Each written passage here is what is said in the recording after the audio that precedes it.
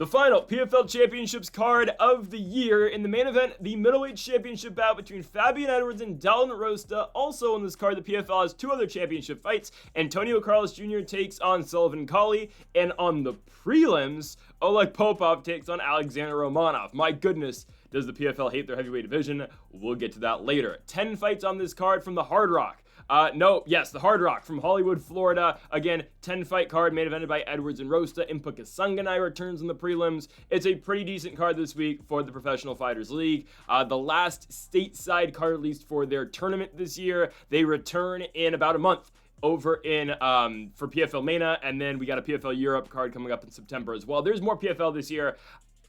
There's nothing scheduled for the United States for the rest of the year. I assume there's going to be a Champion Series card, but who knows? Before we get into the video, folks, make sure to hit that subscribe button down below for more PFL and UFC content here on the channel. Yesterday, we posted our UFC Fight Night Shanghai predictions with Johnny Walker and Mingyang Zhang in the main event. And tomorrow morning, early tomorrow morning, 6 a.m. Pacific, 9 a.m. Eastern, we're going to have our Contender Series predictions. So make sure to join us for that, again, early tomorrow morning.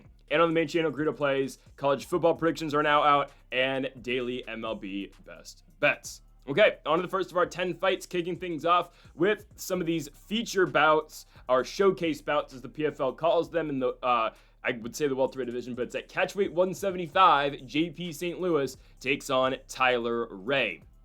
Both these fighters with identical 11-5 records. Tyler Ray last fought in Bellator all the way back in 2018. He's been fighting in various regionals, and Tyler Ray is coming off of losing 3 of his last 4 fights in his first ever fight with the PFL. Okay. Coming off a win in Limitless Fight Championship is Ray. It's a submission victory and arm triangle win over a 7-9 fighter. For JP St. Louis, another, again, 11-5 fighter, but a guy who has fought in LFA, has fought in CFFC, is coming off victory for the Combat Night Championship. Prior to that, he had fought and won against Nick Meck over in CFFC. Meck, a guy, obviously, who fought in the PFL last week, lost to Sarek Shields, but a pretty good victory, albeit by split decision, but JP St. Louis, again, with a victory over Meck. Fought a couple fights in LFA, saw him fight Corey Cup, lost the fight. He took down Corey Cup. He takes him down multiple times in that fight. Eventually, he gets stuck in a triangle choke-ish position, and Corey Cup just elbows him from bottom, and the fight's over. Anyways, what is JP St. Louis going to try to do in this fight? He's going to try to wrestle. That's his entire game. It's wrestling. It's a heavy wrestling approach with some smothering grappling. 8 submission victories in the past. For Tyler Ray, this is a guy who does want to grapple as well. I mean, I can break this fight down in as many ways as I want. I can talk about the regional scene action. I can talk about, game plans and whatnot. This fight's going to come down to who the better grappler is. I don't think we get a straight-up striking fight, and if we do, I think it's going to be a sloppy fight that I think JP St. Louis does edge ever so slightly, even though, he does have a couple knockout losses, but, Chaos Williams is one of those back in 2018. The most likely fight that we get tonight, I believe, or on Thursday night from the Hard Rock is going to be, all right, someone's the better wrestler. Who's it going to be? Who's the better grappler? I'm going JP St. Louis. I think he's the stronger fighter. I think he's the all-around better grappler. Tyler Ray has just lost too much for my liking. And sure, some of these fights he's just getting outstruck. But once you establish that trend of losing, and again, he's coming into this fight losing 3 of his last 4 fights, I just don't like it. I'm going to go with JP St. Louis to win the opener here from the Hard Rock. I think he's going to be able to get it by unanimous decision. Again, expect a lot of wrestling, but I'm going to go with the Fusion XL guy over Killcliff FC's Tyler Ray. Give me JP St. Louis by unanimous decision. We move on to our second fight of the night. Let's go to the middleweight division as we've got Josh Silveira, the former title challenger for Bellator, taking on Murad Ramazanov, actually 2-time title challenger, or finalist, if you want to call it. Josh Silveira taking on another finalist, or semifinalist from last year, in Murad Ramazanov. Where's Shamil Musayev, by the way? I think he's hurt. I think that's what they've said. I don't know. Anyways, Josh Silveira takes on Murad Ramazanov in the second fight of the night. Both guys were entered into the middleweight tournament this year. Josh Silveira wins in the first round over Mike Shipman and then lost to Fabian Edwards. Murad Ramazanov loses to Aaron Jeffrey in the first round. Okay, now these two are booked against each other. Silveira has lost 3 of his last 4 fights. Okay, I want to make this very clear. This is a guy who made the playoffs last year in 2024, but it was a very Mickey Mouse playoff run for Josh Silveira because he won his first fight against Sadabusi because Sadabusi popped his thumb out. He dislocated his thumb and could not continue, so that goes down as a first-round TKO, doctor stoppage for Josh Silveira, so he got 6 points. This is why they eliminated the points format, even though I personally didn't mind it because it really emphasized getting finishes, but it's okay. Silveira's next fight loses a close split decision to Rob Wilkinson, goes on to the playoffs because he had 6 points, takes on Impa Kasanganay, loses the fight by unanimous decision, comes back in 2025, beats Mike Shipman, and then loses to Fabian Edwards in his last fight. Obviously, Edwards is main eventing this card. But my point still stands. Josh Silveira has lost 3 of 4 going into this one. Taking on Ramazanov, who also has lost 3 fights, or I guess you can say 3 of 4. He's lost 3 fights in a row, though. Aaron Jeffrey, first round fight for him, lost to Jeffrey, the Canadian, by split decision. Loses to Shamil Musayev by unanimous decision in the playoff card last year in 2024. Oh, what did he do before that? He fought Shamil Musayev again. First time around, got knocked out. Second time around, lost by decision. Ramazanov, his only win in the PFL so far is a victory on the first regular season bout of 2024. He went out there and submitted Laureano Staropoli by rear naked choke in the first.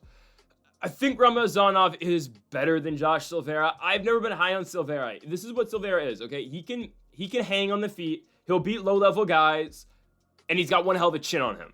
But once he fights better fighters, like a Omar Yakhmedov at the time in 2022, like a Impa Kasanganay, like a Rob Wilkinson, like a Fabian Edwards, he's going to lose. Now, I don't know if I want to put Ramazanov in that category of guys and, former world champions like Wilkinson and Kasanganay, but I do believe Ramazanov is just better striking-wise. I think he is. Silveira doesn't throw anything all that great. He just kind of slugs it out and wings big shots and hopes to put you down.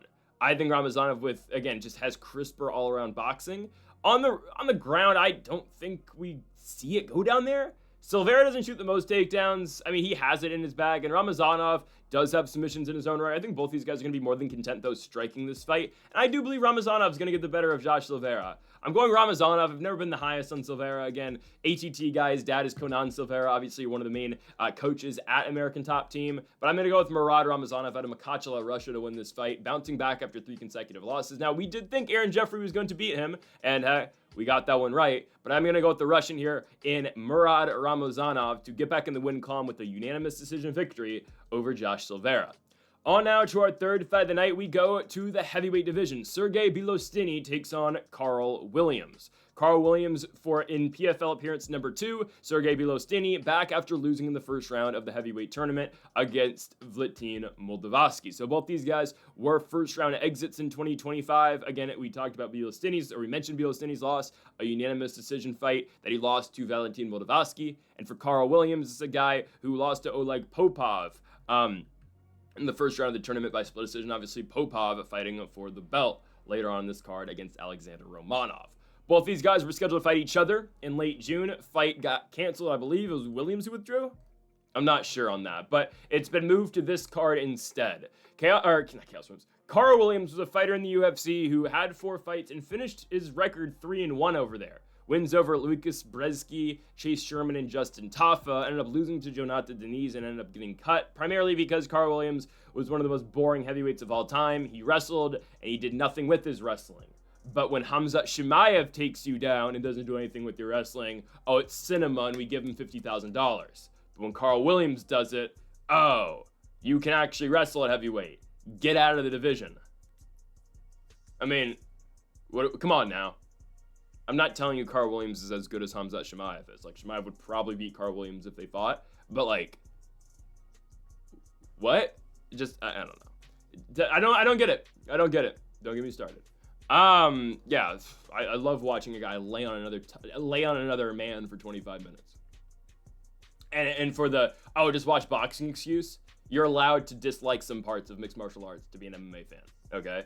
I would have no problem if Khamzat Chimaev was actually trying to finish the fight. He attempted 0 submissions. Dricus du Plessis attempted a submission for the 30 seconds of control he had in the entire fight. 36 significant strikes and you had 23 minutes of control? Come on now. That's a strike and a half per minute. Oh, not even. Come on. It's ridiculous. Anyways, Bilostenniy, Carl Williams. I believe Bilostenny's going to win. And here's why. I don't think Carl Williams is able to hold Bilostenniy down. Bilostenny's a huge human being. He is. 6'1", he uses most of that 265-pound allowance. At 245, he weighs in as. I mean, Williams is about the same, if I'm not mistaken. Williams is around 240. Oh, Williams weighed at 259 his last fight. Oh. He was 240 in the UFC. He was bigger in the Oleg Popov fight. Again, though, wasn't able to beat Popov. Competitive bout that he lost by split decision. I do believe Sergey Bilostenniy is going to be okay in this one. We know Bilostenny's got way better hands, and if he's able to keep this fight in the feet against Carl Williams is a sitting duck. Because Bilostenniy, I think, eventually will break Carl Williams in the feet, and I believe he will knock him out. Bilostenniy does have some grappling, too. Like, you can look back at his win in 2024 over Tyrell Fortune, where he subbed him with a heel hook in the first round.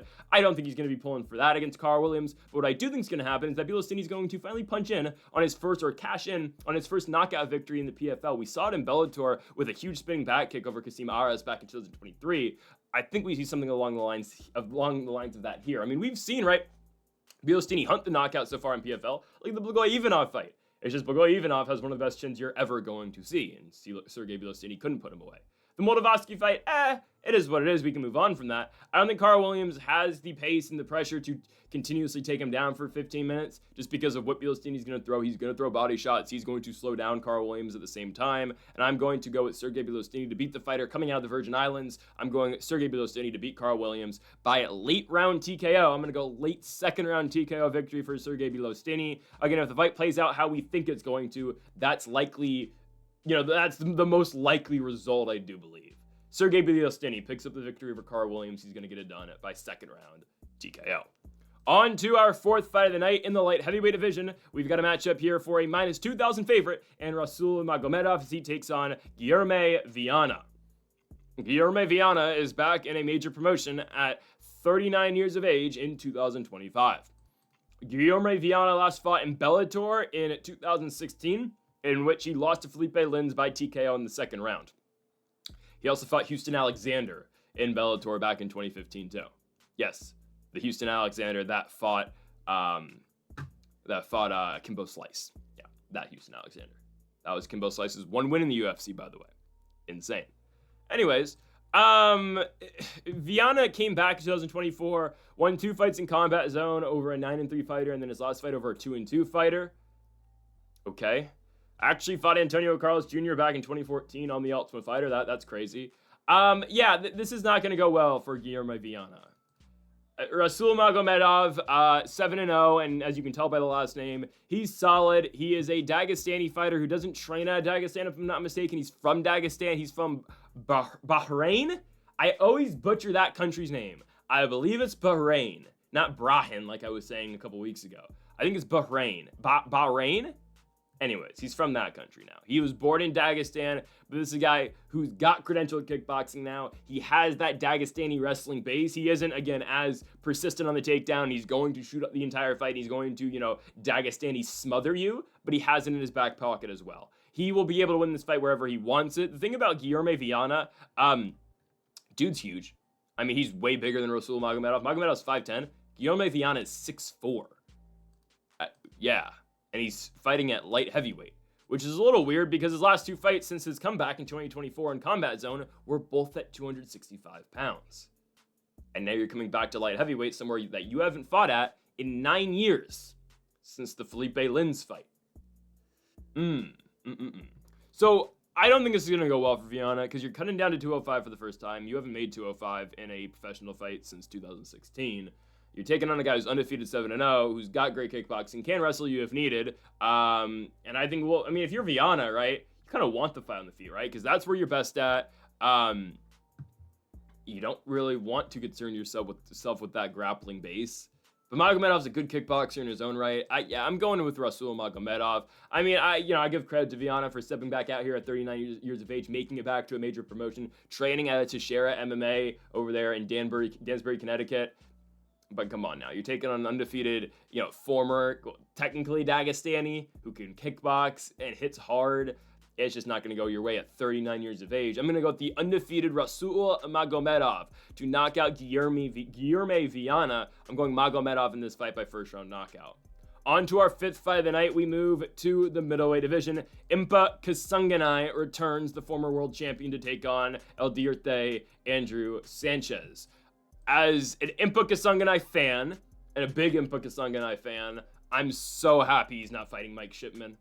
Don't get me wrong, I thought Impa was going to beat Shipman, but now they've given him the easiest fight he can possibly get. No disrespect to Andrew Sanchez, but Impa's not losing to Andrew Sanchez. All right, there was a possibility that he would have lost to Mike Shipman, just because I don't love that Impa just got knocked out 4 months ago.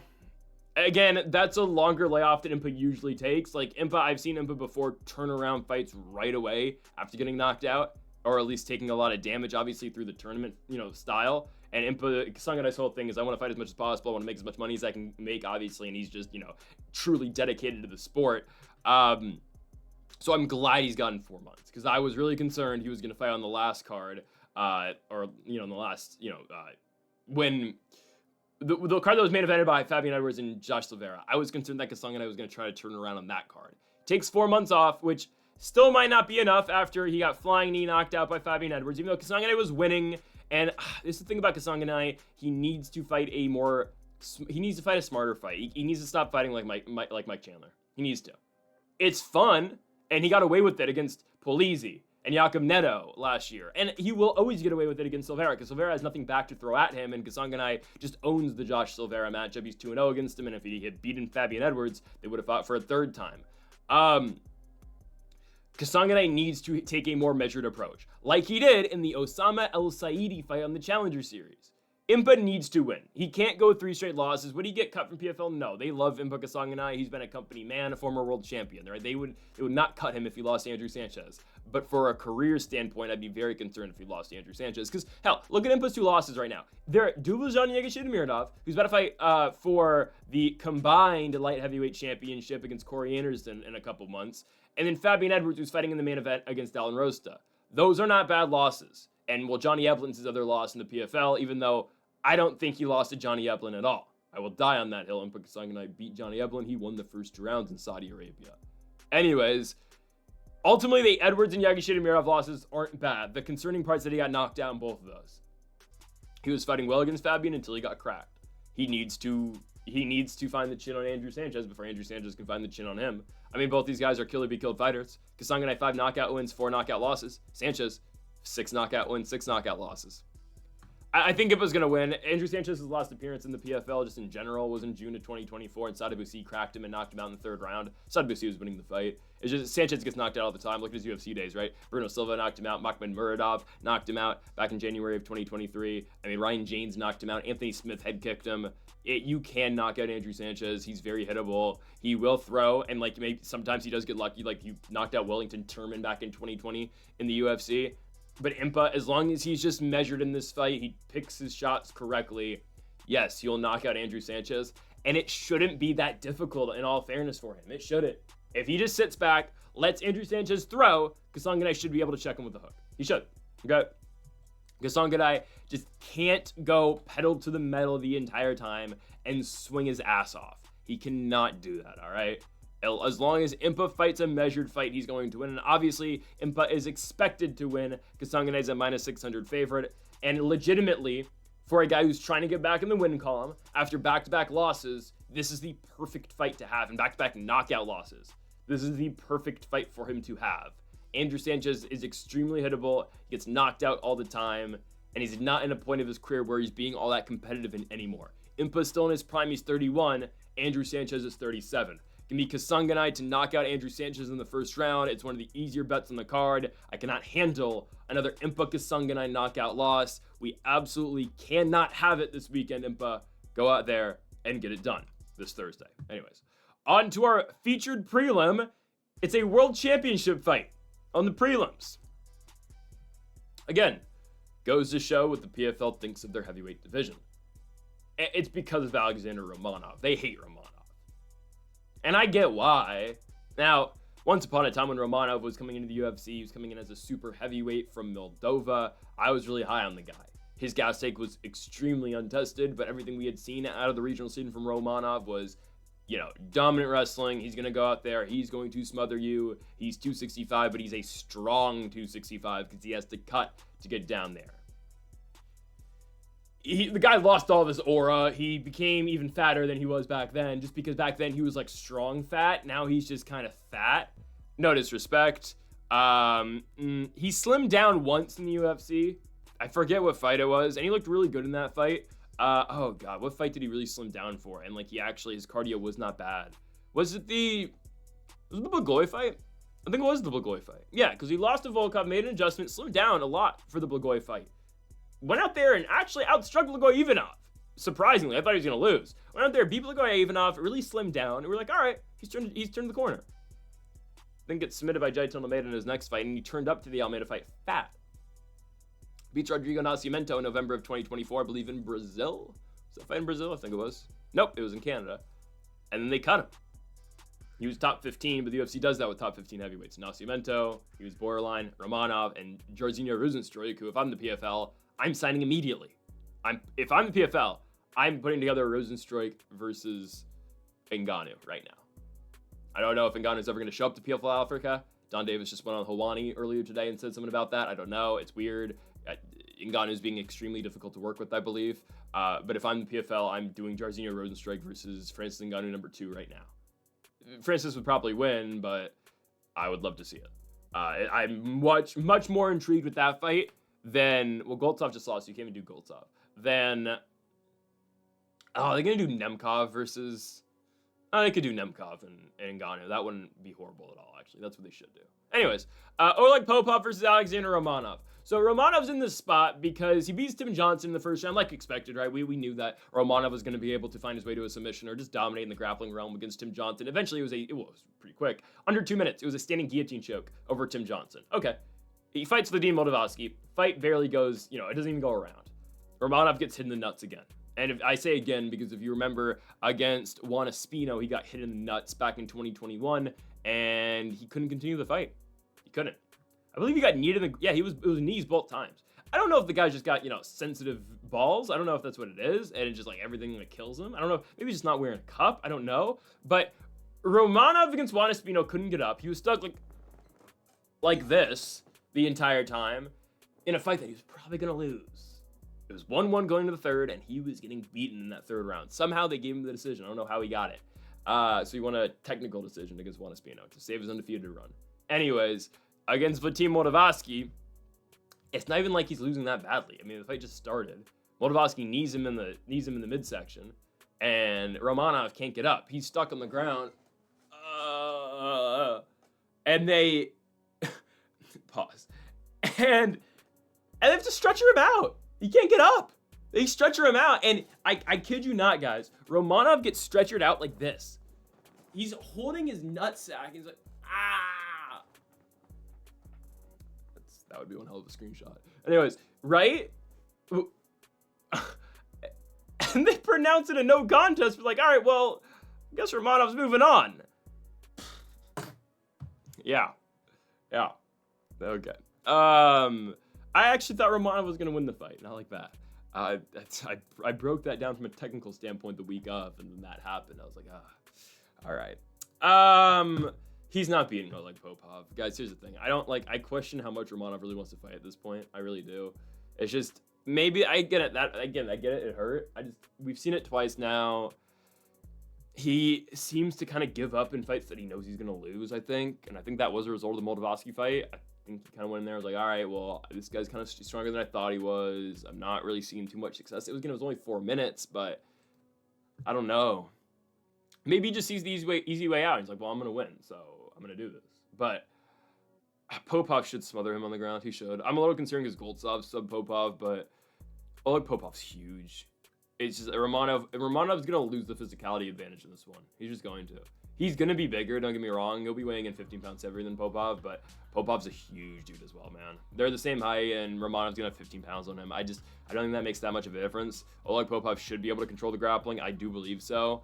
And again, we haven't really seen Romanov been put on his back. We've seen Jailton Almeida take his back. No one's just simply Almeida subbed him really quickly because that's how good Almeida is. Almeida's a fight away from the world championship. I believe he's going to beat Volkov, and I think he's going to get that championship opportunity next year. I don't think he beats Aspinall, but I do think he's the toughest challenger Aspinall has, other than John Jones, obviously. But we haven't seen Romanov just put on his back for 25 minutes. I don't know if that's going to entirely happen here, but I just do believe Popov's going to dominate. I severely question what Romanov's going to be in this fight. I think Popov late finish. And also, how the hell is Romanov going to fight 25 minutes? His gas tank's bad as it is. I think Popov eventually just dominates, eventually gets the finish. I question where Romanov's going to be in the championship rounds. I'm going Oleg Popov, 4th round TKO. I think eventually he will get Romanov out of there. I'm going in the 4th round of the championship rounds because I can't even imagine what Romanov's going to be post the 3rd round. Because it's a struggle for him to go 15 minutes as it is. On to the main card. Yep, the PFL gave this a main card spot over their championship fight. Bryce Meredith taking on Lazaro Dayron. I mean, okay. I mean, I get it. You're guaranteed an undefeated prospect coming out of this fight, even though Meredith is 30 and Dayron is 33.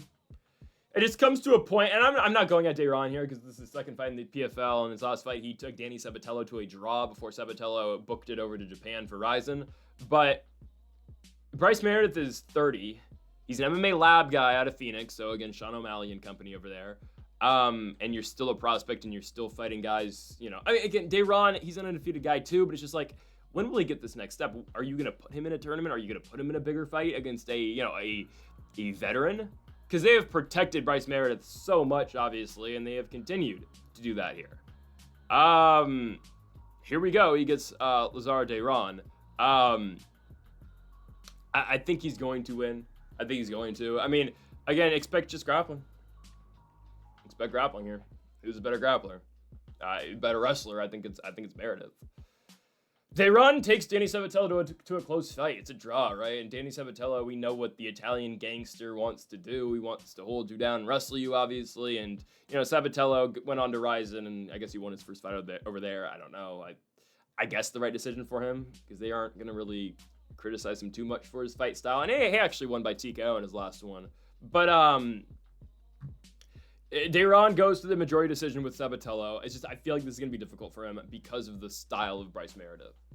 Because Bryce Meredith, once he takes you down, he is looking to finish the fight. He is looking to take you back. His choke that he goes to almost in every single fight, and he's hunting for it, is the rear naked. So Meredith is always looking for a back. He's always trying to scramble to, you know, get that choke. And Dayron, again, a credentialed grappler as well, not to the level of Bryce Meredith. And at the same time, right, Lazaro Dayron has good victories in Combate. And in, you know, Lux, I believe he fought in Lux. Lights Out Fight League, excuse me. 10-0 guys, 7-2 guys, right? The Sabatello fight to a majority decision. Bryce Meredith, here's the thing. Again, Bryce Meredith just hasn't been tested, but I do believe he is that good. And that's why I made the point earlier in the breakdown in the prediction that, okay, you know, you're 30. You need to fight better guys. And this is a step in the right direction. Don't get me wrong. I want to see Bryce Meredith against actual fighters because I do believe he actually is decent. I firmly believe that. Again, former collegiate wrestler, a guy who has, you know, has that background.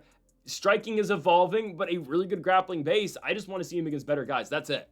And I think, again, step in the right direction.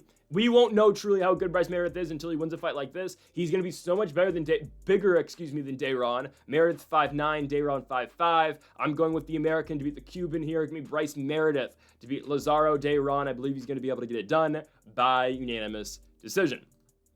On now to our featured fight on the main card. Alexei Pergande takes on Ethan Goss. Why? Why is my question. Do we need this? Did anybody ask for this? My thing with Pergande, guys, is he's good.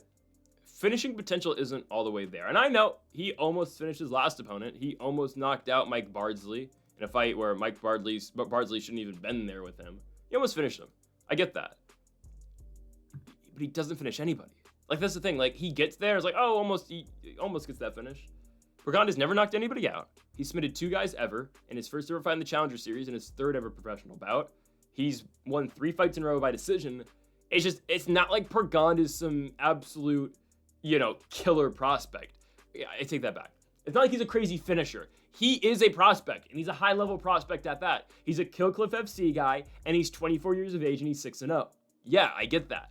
But main cards over a over a championship fight. I don't care how bad the championship fight is. Over a championship fight, over Kasanganay, Sanchez, which, again, I know both those guys have been losing, but a fight where you know there's going to be a first-round finish, and you throw Alexei Pergande on the main card instead? You and I both know he's going to win this fight, right? Pergande is the second biggest favorite on this card. He's minus 900, only behind Rasul Magomedov earlier on in the card. We know he's going to beat Ethan Goss. Pergande is 9 years younger. He's quicker. He's better on the feet and on the ground. I firmly believe in both. And Ethan Goss is coming off a loss in his last fight to San Francisco's own Brady Huang, who he lost to in the Brawl in the Berg, Pittsburgh, by heel hook in the first round. Ethan Goss has been subbed 3 times in his career, and I don't understand it. I don't understand why. I get the matchmaking because Pergande's going to win. Pergande will be able to style his way to a victory wherever he wants it. On the feet, he's better. On the ground, he's better. Again, finishing potential for Pergande is not all the way there. That's why I believe this is going to go to the scorecards. That's why I believe Pergande's going to win by decision. Again, though, I just don't get why it's on the main card. Ethan Goss is 12-7 professionally. Sure, he's won 4 of his last 5. He was the 24/7 FC Brawl in the Berg champion. Is that legitimately what it is, or do they just always fight in Pittsburgh? Is every card the Brawl in the Berg? Oh my goodness, it is. Wow, okay. But he just lost his belt, right? He lost his belt to Brady Huang, who had fought on the Ultimate Fighter before against... Was he Yanez's opponent? I think he was Adrian Yanez's opponent on the Contender Series. Anyways... Ethan Goss had won, 5, 6 consecutive fights prior to that. He's beating absolutely nobody's, though. He takes on somewhat of a credentialed fighter in Huang, who's been on the Contender before. I don't know if he's ever going to get another shot in the Contender, even though he has been winning. And he immediately loses that belt and gets subbed in the first round. Albeit by heel hook, but still. Pergande is better. We know Pergande is. He's 6-0. Last victory, the Mike Bardsley victory by decision, minus 1,000 favorite. He will have 0 trouble beating Ethan Goss here, and I'm not concerned in the slightest. Pergande, again, a huge featherweight, too. A guy who probably finishes his career at 155. I don't think I have to make the stretch to 170 because he is 24. But eventually, yes, he's going to have to go up to 155 pounds. Being 6 feet tall at 145 at this age, at 24, is not sustainable long-term. And that's fine. Again, he will eventually grow into the 155-pound frame. But I'm just saying, again, his future will be at lightweight. But his immediate future is going to be a victory over Ethan Goss. I'm going Pergande by decision. Until he shows that actual finishing capability, I'm not going to pick him to finish fights. I'm going Alexei Pergande out of Tennessee to win the fight by unanimous decision. On to our second of 3 championship fights. Even odds in the co-main event. Shoeface, Cara de Zapato. Antonio Carlos Jr. takes on Sullivan Cauley. Can Shoeface regain the championship for the first time since 2021? Or 21. Yes, he was the champion in 2021. Can he beat Martin Hamlin in the championship fight? Can he regain the championship for the first time in 4 years? Or will Sullivan Cauley get his first taste at championship gold? Antonio Carlos Jr. to get to this point, beat Carl Moore in the first round by split decision, beat Simeon Powell, the big PFL promotional hype job who has not turned out. Carlos Jr. beats Moore by split decision, he beats Simeon Powell by unanimous decision, and now here comes Sullivan Cauley, who beats Alex Polizzi in the first round and then beats Mr. Wonderful, 42-year-old Phil Davis in his last fight by unanimous decision. Full transparency, I did not think that Phil Davis was going to lose to Sullivan Cauley, but it happened. Sullivan Cauley has evolved as a fighter. Don't get me wrong, he has. I remember when Cauley was first in Bellator, pure striker, not much of a ground game. Luke Traynor submitted him fairly easily in the first round back in 2023. His grappling has evolved. It has. Stuffs takedowns out of Phil Davis, keeps the fight standing. He is an all-around better fighter. Won a fight. His last Bellator fight was an arm triangle submission victory. My question is, though, it's a very valid point, is it that advanced to deal with Antonio Carlos Jr.? Because you know what Shoeface is going to do. You know what Shoeface wants to do. He wants to grapple you and he wants to take you down. The Carl Moore fight was close. Was it unimpressive? Kinda. He barely got by in that one. And Carlos Jr. was coming off a loss to Alex Polizzi the fight before, in which he was a minus 300 favorite in 2024. If he had won that fight, he would have been in the postseason last year. He would have had 9 points. He ended up losing, and the tiebreaker went to Josh Silveira over him. They both did 6 points. Antonio Carlos Jr. had a first-round sub over Simon Viana. But it turned out, Josh Silveira beat Sadabusi in a minute because C's thumb popped out. So Silveira made the playoffs. Anyways, Carlos Jr.'s won back-to-back fights. It hasn't been dominant, though. However, how does Sullivan Cauley approach a fight where he's getting put on his back for 25 minutes? And I don't think it's going to be a continuous thing, but I've seen Antonio Carlos Jr. at least prepare for 25-minute fights. His one 25-minute fight, though, finished in 3 minutes.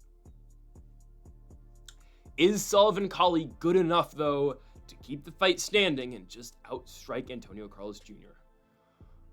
this is tough for me. Because Carl's Jr. is 35. The 2 wins over Moore and Powell are great. But it's just...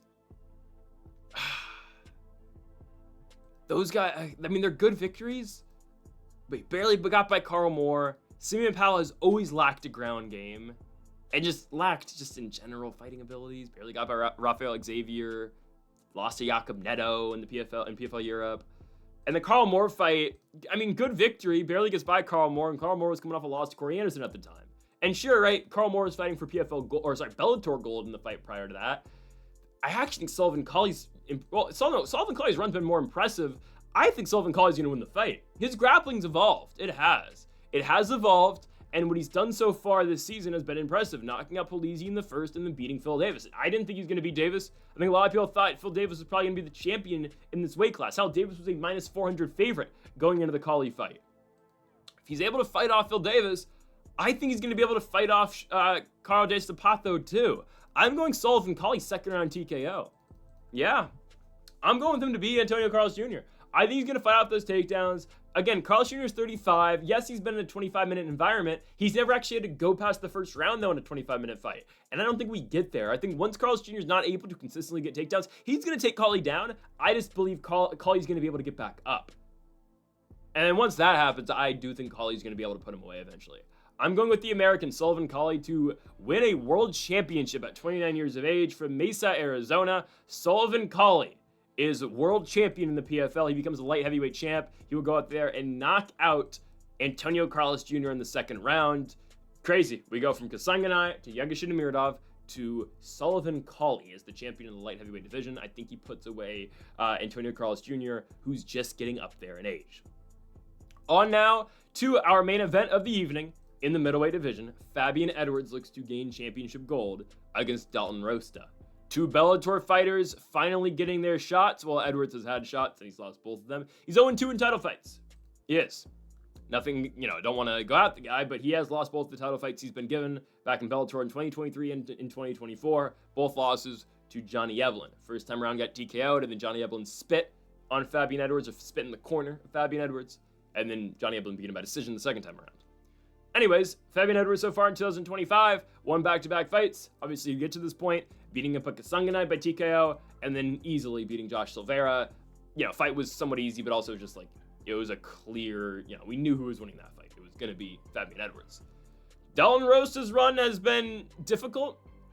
Submission victory over Sadabusi and a great victory for Dalton Rosta. Did exactly what he needed to do against a kickboxer. And we had Rosta in that fight, and he got it. And then it went over Aaron Jeffrey by split decision. Close fight.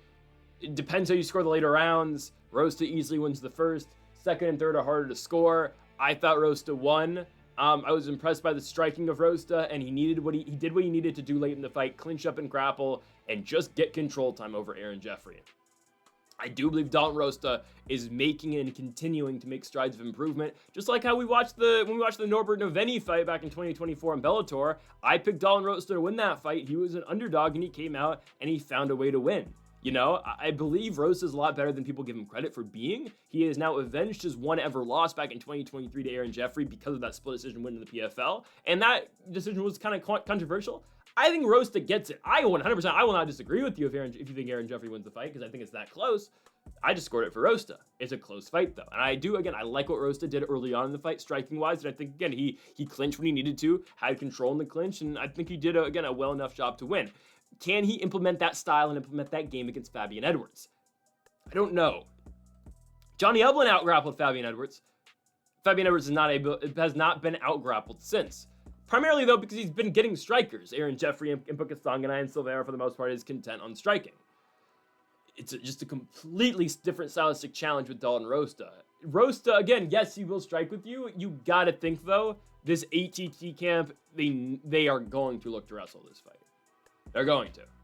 They're going to try to approach Fabian Edwards like he is Leon Edwards, and they're going to try to take him down. They're different fighters, don't get me wrong. They're both training out of Birmingham, England. Both have the same base. Both don't have the best takedown defense. If you can get on legs and you can pressure them, you probably win. My thing, though, with this is Dalton Rosta has never been 5 rounds. He's been a fighter that's been built up by Bellator throughout his entire career, made his professional debut back in 2019 with Bellator. He's never fought outside of the Bellator PFL circle. He's always been with them.